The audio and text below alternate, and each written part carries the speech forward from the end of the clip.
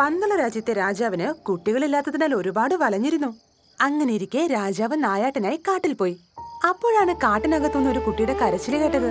അമ്മേ, കാട്ടിനകത്ത് കുട്ടിയുടെ കരച്ചിൽ കേൾക്കുമോ? അതെ, പന്തള രാജാവിനും രാജ്ഞിക്കും കുട്ടികളില്ലാത്തതിനാൽ ദൈവങ്ങൾ കൊടുത്ത കുട്ടിയത്. ദൈവങ്ങൾ കുട്ടിയെ കൊടുക്കുമോ? ദൈവം അവർക്ക് കൊടുത്ത കുട്ടിയാണ് മണികണ്ഠൻ. ഹായ്, അച്ഛൻ വന്നേ.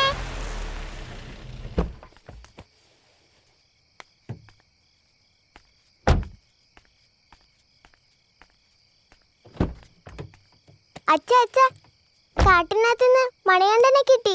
മണികണ്ഠനോ? ഏത് മണികണ്ഠൻ? പന്തള രാജാവിന്റെ പന്തള രാജ്ഞിയുടെ മോനെ. എന്ത് പാടിയത്? നീ ഇന്നും ഇല്ലാത്ത കഥകളൊക്കെ പറഞ്ഞ് കുഞ്ഞിനെ വഴിതെറ്റിച്ചോ? ഇല്ലാത്തതോ?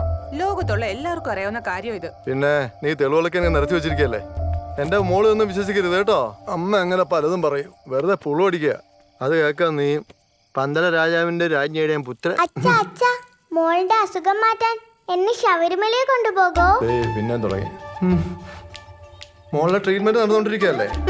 അതൊക്കെ കഴിഞ്ഞിട്ട് മോളുടെ അസുഖമൊക്കെ മാറിയിട്ട് അച്ഛൻ കൊണ്ടുപോകാം കേട്ടോ. നനയ്ക്കാൻ പറ്റുന്നുണ്ട്.